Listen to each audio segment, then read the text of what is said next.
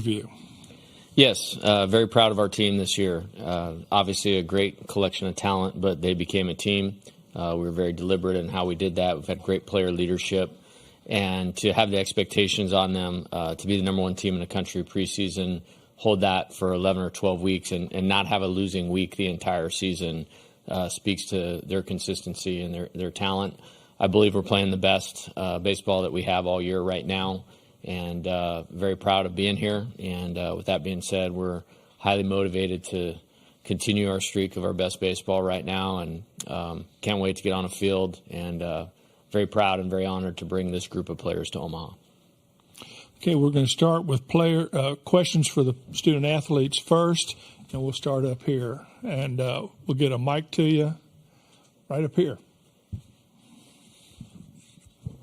It's for Dylan. Michael Cobble, WBRZ TV in Baton Rouge, for Dylan and for Thatcher. You just heard your coach say it. We've all seen it. Why do you think you're playing your best baseball right now? Yeah, I mean, we had a little team meeting right after the SEC tournament, and got together and just, we just said 5 games. Just give us 5 games to get here and play your best baseball that you possibly can. Forget about all the stuff that happened in the season. Just focus on the present right now. Give us 5 games and to get here, and I think everything will kind of just take care of itself as soon as we get here. So we gotta keep this momentum forward, and like I said, I think it's just going to take care of itself as soon as we start playing. Yeah, just what Dylan said. I think that meeting was huge for us, and a lot of momentum from that. And then just something Coach has said all year is just surrendering yourself to the result, all about the process and doing whatever we need to do to win. Okay, right here. Matt Tallerini from World Baseball Network. This question is going to be for Thatcher. Thatcher, how does it feel to be with a new program this year and just all the alignments with your mechanics that you adjusted with UCLA last year? I love being an LSU Tiger. I love our coaches, love the teammates to death. Some of my closest friends, and it's been a great season we've had. We've loved it, and I feel like I've grown a lot from it. And in terms of the adjustments, just sticking to my process every day and really staying true to that, and some results following, and then we're in a good spot now. Okay, Joe. Joe Healy, D1 Baseball. Thatcher, how rewarding has it been for you to deal with some of the ups and downs you had earlier in the season, to fight your way back into having a prominent role again, and to be a part of getting this team to this stage? Yeah, I think it's been rewarding. With failure or success, I stayed true to my process every day with my work, and it feels good to contribute to the team. It obviously, when you're going out there and you don't feel like you're contributing and letting some of your guys down, it's the worst feeling in the world. So it feels really good to kind of contribute, and I just want to help us win. Okay, Brandon, back here. So you guys mentioned that you guys held a team meeting after the SEC tournament, and the result has been a 5-game winning streak. However, all of those games were in Baton Rouge. This is obviously not Baton Rouge. So how are you guys planning on keeping that alive, maybe with a little bit less of the familiarity that you have from playing at home?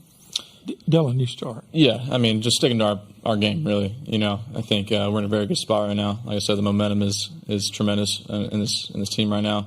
I think everything's just kind of clicking for us right now. Bullpen's doing really well. Starting pitching has just been dominant, and our approaches have been great in the batter's box. So really just sticking to our plan, no matter, change the field, change the atmosphere, sticking to our plan, that's it. Thatcher. Yeah, I think, now more than ever, it's all about just staying true to ourselves and what's got us here. And, I feel like that Dylan said it perfectly. Okay, Sam. Sam McEwen from the Omaha World Herald. Hey, guys. You're familiar with the team you're playing right off the bat. What is it like to play a team, yet again, that you're very familiar with, that also has a really good pitching staff? Thatcher, you start. A lot of the SEC teams, we see them in conference, and we see them in the SEC tournament, saw them in the postseason. So it's just about playing our baseball and staying true to what we know. Dylan? Yeah, very good team. I have a total respect for them. Great program. Definitely know how to win. So, we got to play our best baseball for this game. Great pitching staff. We saw them early in the year, so kind of have an idea going into this game. But yeah, like I said, got to play our best baseball right now. So, Okay, Michael, you had a question. For both guys again, if we could start with Dylan. Obviously, Skeens won the DeKalser today. I wonder, what do you appreciate most about him? I imagine it's probably different, being in different parts in your career. Yeah, I mean, he's had a tremendous impact on my career. Just the way he goes about himself every single day. His preparation. From the first day he walked into the locker room, he's been the same ever since, up to this point. And that's what I respect about him. He goes about himself like a big leaguer does, and if not, probably way better. So I've definitely taken notes of that, and just try to almost imitate him in every way possible. Because he's had a lot of success this year. Thatcher.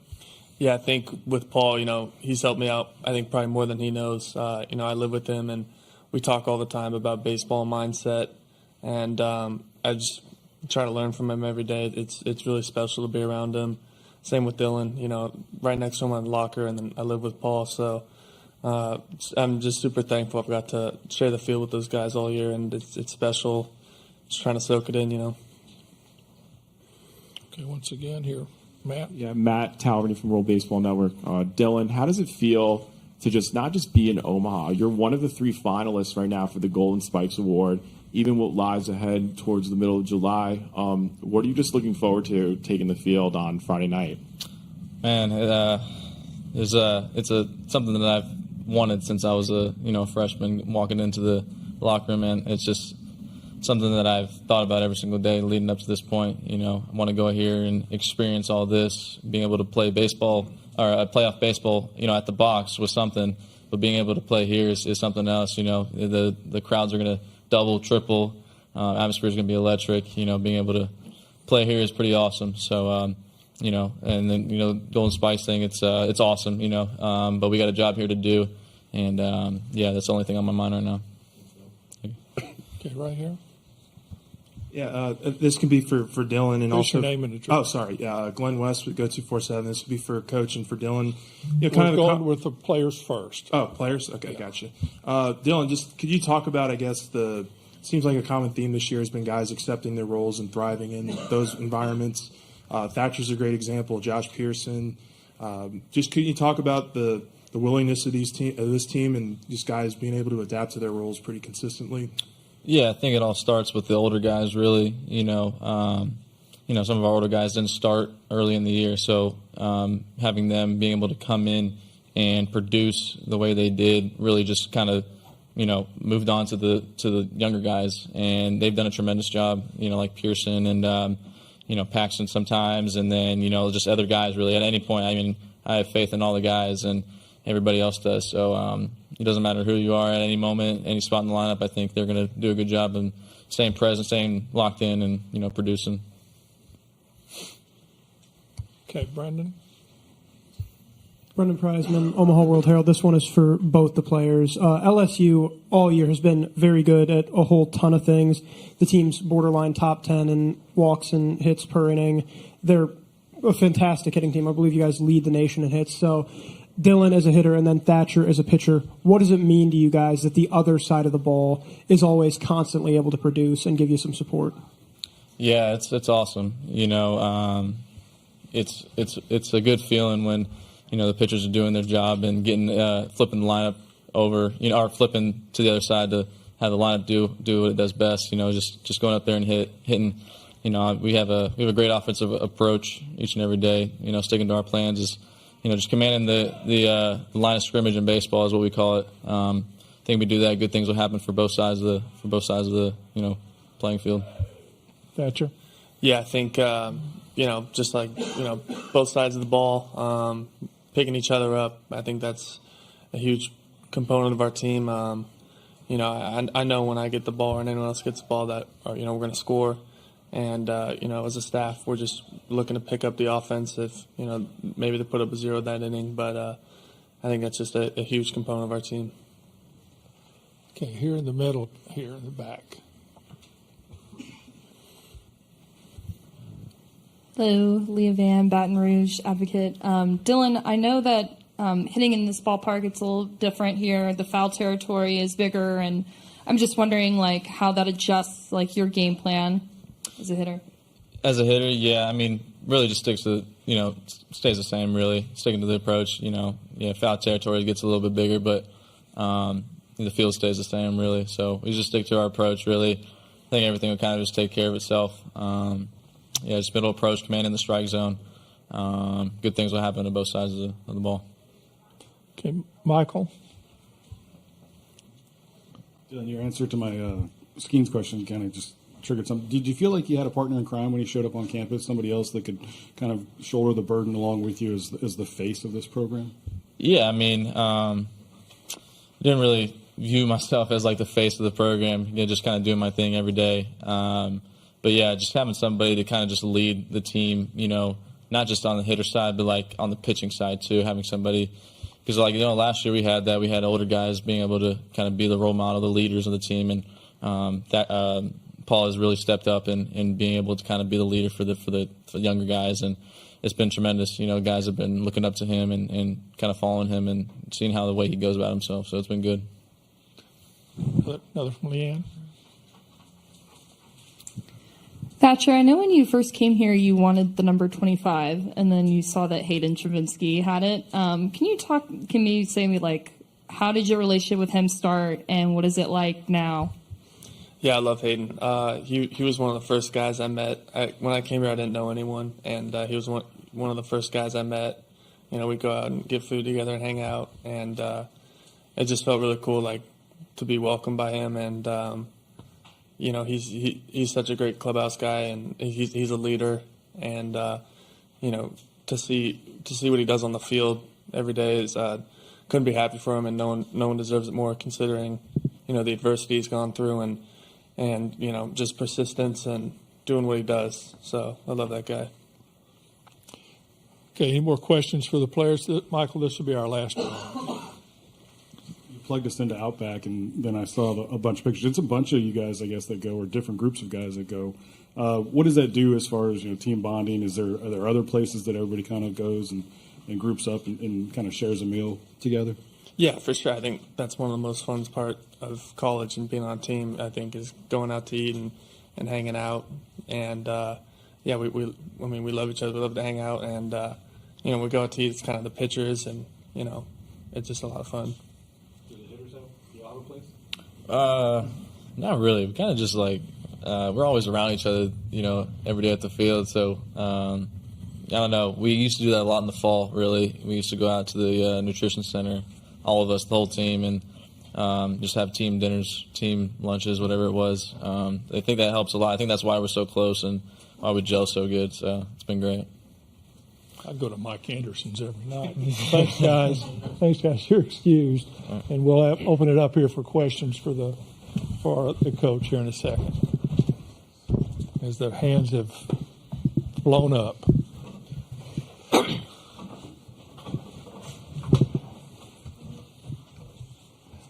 Thanks, man. We'll see you tomorrow. See you Saturday. Okay. Let's start. We'll start with Joe here. Jay, it's been a few years since this program has been back here. How much does it speak to kind of the expectations in Baton Rouge for this program that, though it's been a few years, it kind of gets talked about like it's been ages since you guys have been back here? I never really thought of it in terms of how long it's been for LSU. This is my favorite place in the world, and this program has had as good a history as any program in college baseball of being here. I think in accepting the job, I really wanted this group of players to play here. I mean, the guy sitting to my left, he was part of me deciding to come here, to get an opportunity to coach him at LSU for 2 years. And they've done everything that we've asked them to do for 700-plus days. And, when we took the field last weekend, there was just a really solid peace of mind that these guys were going to do it. And to see the fans get behind them, they're going to get behind LSU no matter what. But this is a really easy group to get behind, how hard they play, how much they care, how invested they are in the program. And, that's kind of more where my thoughts were. Okay, let's go to the other side here. Jacques Doucet, WAP TV in Baton Rouge. Coach, I want to ask you a couple of things. First off, I think last week you said you can't control your performance unless you control yourself. And I wonder how much that applies to you, because your players say that you are not a shouter and a screamer when you coach them. You're pretty much level with them. Well, I think in leadership, you can talk about it the way you want them to do it, or you can talk about it and you can try to show them. And certainly not perfect in that regard. And, like I'll use Thatcher as an example. His competitiveness is his best quality. And a lot of our conversations are never turning your best quality against you. And that's one I can relate to. And as a younger coach, maybe get a little more overly intense, for lack of a better word. But as I've grown in this role and in leadership, I've always believed it's better to show them the way than to tell them the way. And you get more buy-in when you tell them if you show it to them. And when you were growing up, when did baseball really hook you? And when did you become just so in love with the sport? And do you have any humorous thoughts? Your family, friends, hey Jay, let's go do this. Oh, he's watching baseball, or Yeah, I mean, relative to Omaha and the College World Series, I grew up in a small town, and playing Major League Baseball might as well have been going to the moon. You know what I mean? But when you watch the College World Series, whether it was LSU, Texas, Stanford, that kind of seemed like a realistic goal, and so that was probably the first thought. I mean, football is my first love, no question about that. But I realized really quickly, very good high school player. There wasn't many 5'7", 165-pound running backs running around the SEC or the Pac-12 or that sort of thing. So it was just, this is the way it was going to be. And, got to play college baseball. And then, becoming a coach was really the only option. I'm addicted to winning. I'm addicted to developing programs and helping players achieve their goals. And it was just the route that it was going to be. And, it's really awesome to be able to do it at LSU. I mean, it's because I view our university, our program, as the pinnacle of the sport. Okay, Leanne. Okay, then we'll get. I don't care either way. We'll get you. Hey Jay, Sam McEwen from the Omaha World Herald. Welcome back to the College World Series. Okay, so when you're recruiting Paul, or he's in the transfer portal and he's coming from Air Force. His fastball is 93, 94 miles an hour when he was there against Mountain West competition. How did his fastball jump the way that it did, 5 miles an hour upward? And how has he been able to be even better against better competition this year? It's a great question. I think there's a lot of value in simplicity, I think. And he's a great two-way player. I mean, this dude was launching home runs in fall baseball. I mean, as impressive as it gets. And he definitely could make an impact. Had I just made him a position player, he would have 20 home runs right now and potentially be hitting 5th or 6th for our team. Well, we had a really deliberate plan on the pitching side of it. We got him started right when he got to campus with Coach Wes Johnson to develop his slider. There were some things that we needed to do. And so we started to do that early. We shut him down earlier in the fall to give him more ramp-up time for the season. And then, it wasn't intentional, but I think kind of removing the two-way player thing, I started to see his ability to recover physically better.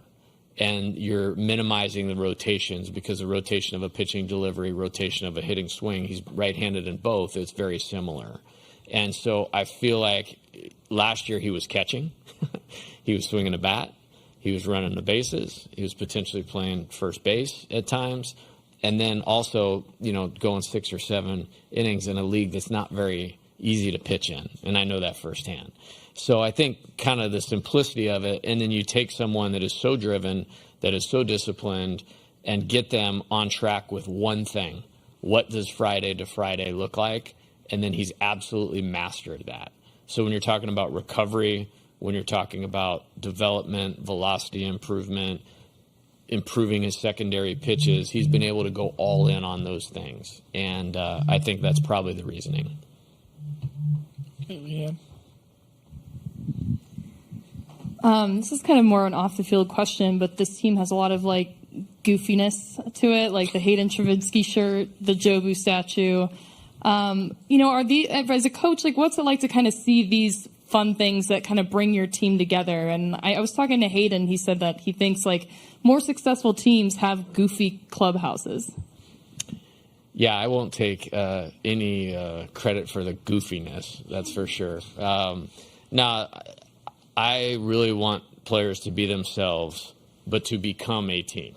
And I think that's been a big part of why I think this has worked. Is there was talented players here that were going to be coming into their own, that we tried to give them a development template. But for them to develop, they have to be at the field. And for them to develop as a team, they have to be together. So part of that, they have to take ownership in.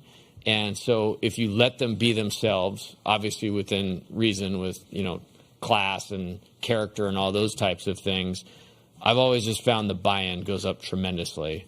So as far as Travinsky T-shirts and all that, it's like, what? We're good. Like they can, as long as it's appropriate, I'm good with it. Hey, Glenn. Glenn West, 247. I'm wondering if you can expand on what I asked Dylan earlier, just about your team being able to kind of adapt different roles. I mean, Gavin Guidry was probably looking at infield, and then certainly was a pitcher. Trey was in left field a good part of the year. Could you just speak on that mentality as a whole from the players? And then is there a particular player that maybe at the beginning of the year you thought had a role and then has kind of evolved into a different one for you guys that you're really proud of? Yeah, I'm very proud of all of that. I mean, we have a saying that, I will always place the needs of the team above my own. And going into August, when they were all going to show up, a lot was made of the returning players, and rightfully so. Dylan's coming back. Trey Morgan is coming back. Jordan Thompson is coming back. So we had a nice core to start out with that had some successful playing experience. They won 40 games and finished in the top 4 in the SEC last year. Then you had this high school recruiting class, #1 class in the country, Paxton Kling, Chase Shores, Jared Jones, Brady Neal, Gavin Guidry, all these guys that are going to carry the torch of this thing, after this year is over. Well, then you go in the transfer portal, and it's Paul Skeens, Tommy White, Thatcher Hurd, Christian Little, Ben Napolt. So that's an amazing collection of talent. But in the first meeting, I said that doesn't make us a team. And so developing them as people, developing them as teammates, not just accepting their role, but embracing it and communicating. It might look different in game 1 than game 10. It might look different in game 20, game 50, and then in Omaha. And that's been the case. And there's so many good examples of that. Cade Beloso was probably in line to get a bunch more at-bats early, but Tommy hurt his shoulder. So he couldn't play defense for a number of games. So that really pinched him into the DH role. Cade kind of got pushed out a little bit. Hayden Travinsky didn't have a lot of at-bats the first 25, 30 games of the year. There's not a better hitter in college baseball right now than him. Josh Pearson, was a starter all year last year. Kind of got beat out at the beginning of the year, yet when it's been winning time, that's the guy I want in the box.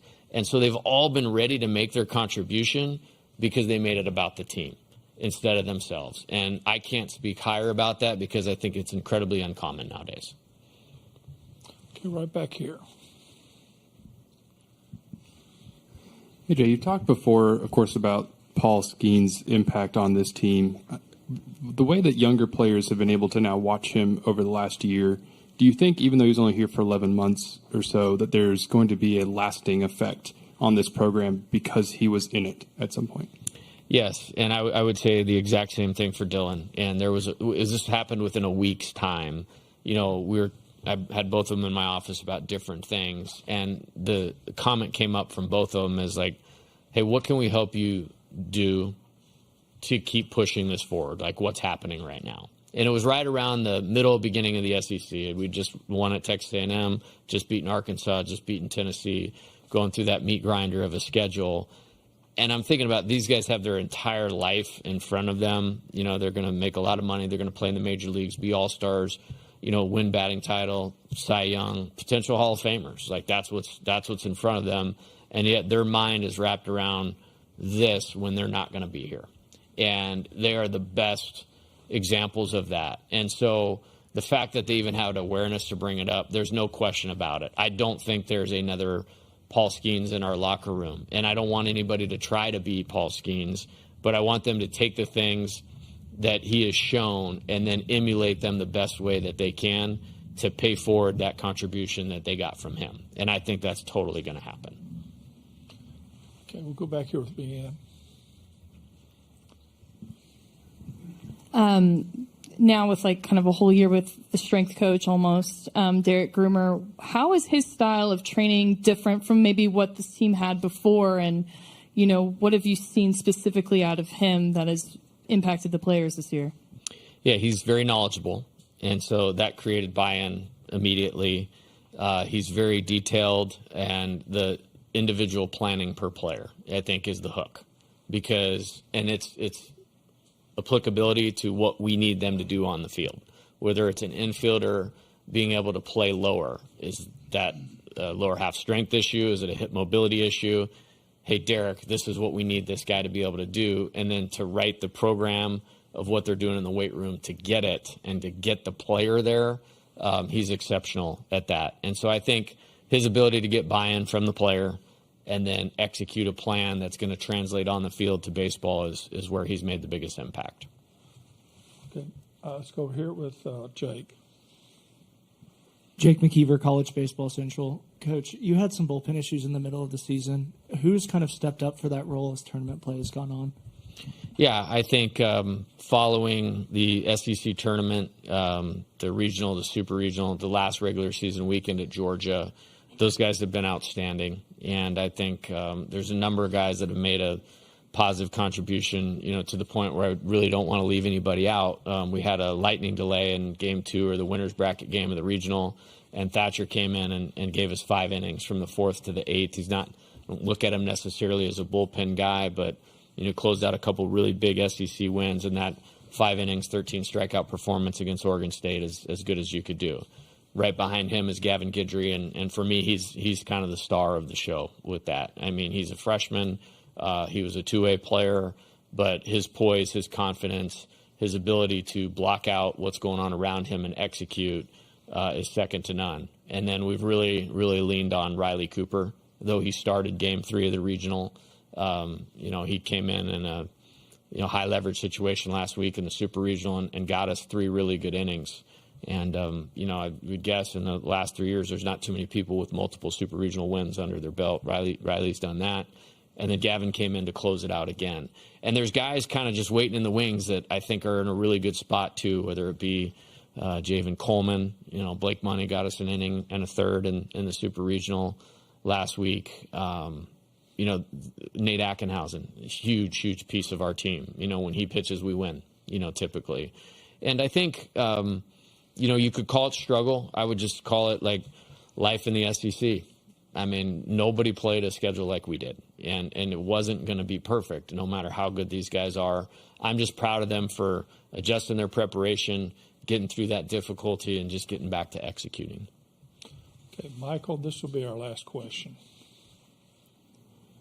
Just the guys mentioned that post-SEC tournament meeting, I guess. Thematically, what would you say was the nugget that everybody got out of it pushing forward? You know, we just needed a little bit of a reset. And I intentionally did not come down on them or crush them, you know, when we lost back-to-back series, because I trusted the talent enough, I trusted the work enough, I trusted the approach enough. I looked at it as, hey, Auburn is a national seed. I mean, and we're on the road, and we were ahead in one of those games. If one inning goes a little bit different, we win that series too. And then, you know, we had that tough loss against Mississippi State. Well, on Saturday of that game, we were ahead in the 8th inning also. Obviously had the big bullpen lead. And I think it was a good time to reset, address, and, you know, it's a very simplistic message, you know, right head, right heart, we're 5 wins away from the College World Series. Right head, right heart, we're 5 wins from there from a national championship. We absolutely can do this. Let's get back in the preparation. Let's get back in character, and we're going for it. I mean, it was as simple as that. Okay, Jay, thank you. We'll see you Yes, sir. Saturday night.